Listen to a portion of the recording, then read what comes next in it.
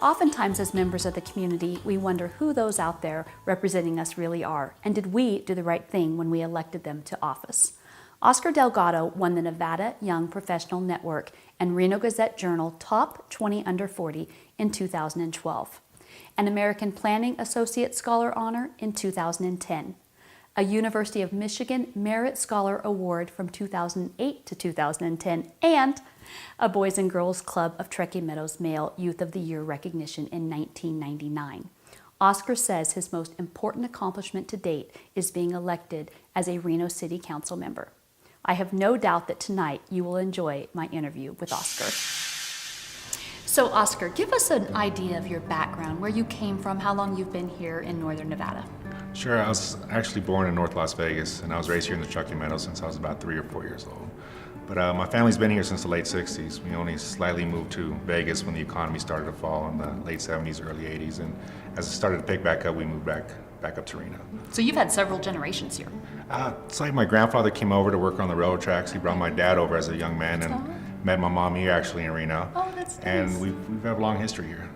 So tell me a little bit about your childhood, and did you aspire to be in the government when you were growing up? No, I was actually a really quiet kid. And coming from my family, they're both from Mexico. And so for us, it was really just learning the process, trying to find ways on how we can fit in. Back in the 80s, there weren't too many Mexicans or Latinos in elementary school. And so for us, it was kind of really just standing back and watching and hopefully feeling comfortable enough where you could participate in what was going on. Mm-hmm. And really where I found my outlet was in sports.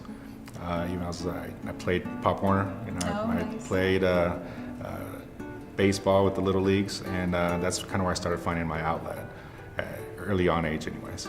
Now I know we're sitting here right now at the Boys and Girls Club, the one on Foster Drive, right. And I know that you'd mentioned to me that you've spent a lot of time here in your youth, so tell me about those days. Absolutely, the Boys and Girls Club was especially a huge outlet and opportunity for me after school. Both of my parents worked 2 jobs. I had 3 brothers. We didn't really have anyone to watch over us.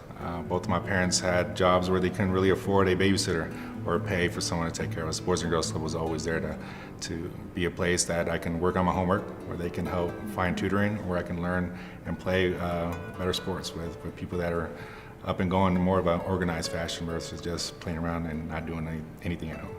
Would you say that some of your mentors came out of the Boys and Girls Club? Absolutely, without a doubt. The staff, they were always open and welcoming to me. I think that was a huge, for me, change in my life in terms of even considering college.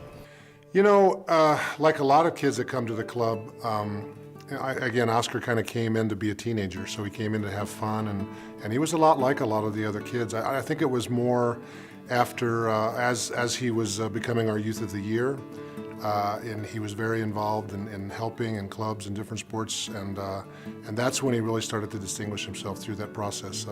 Really found out that he had a strong voice, had a lot of great things to say, had a good support system.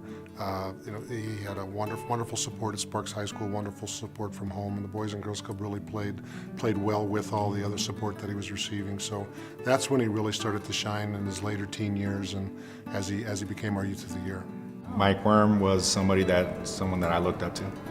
He was somebody that was firm and gave direction and always saw opportunities in me that I probably wouldn't have seen. And so with that, and in addition to it, just of course seeing my parents working so hard to make sure that we don't fall in the wrong direction, I think that's what really allowed for me to think that there's something else out there.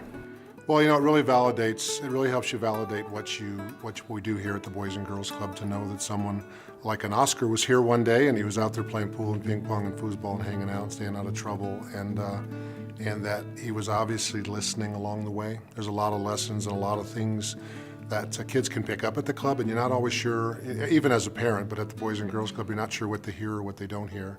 And when you know Oscar now, especially when Oscar first came back from college, when he first got his first college degree, came back to the club, and he actually came back and worked at the Boys and Girls Club. He didn't have to do that. He had a lot of opportunities. He could have went to a lot of different places, but I really feel like he did that really to give back to the Boys and Girls Club.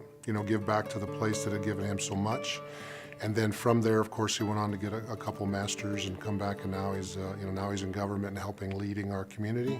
it's pretty rewarding if you work at a place like the Boys and Girls Club. The Boys and Girls Club is definitely one of the most beloved charities in our area, and I know that they just help so many kids. It's unbelievable. So it's nice to hear that story from someone who actually was here years ago and then went on to also be a leader in the community. Well, Reno, I feel pretty confident in saying that I think we got it right when we elected Oscar Delgado to the Reno City Council in 2012.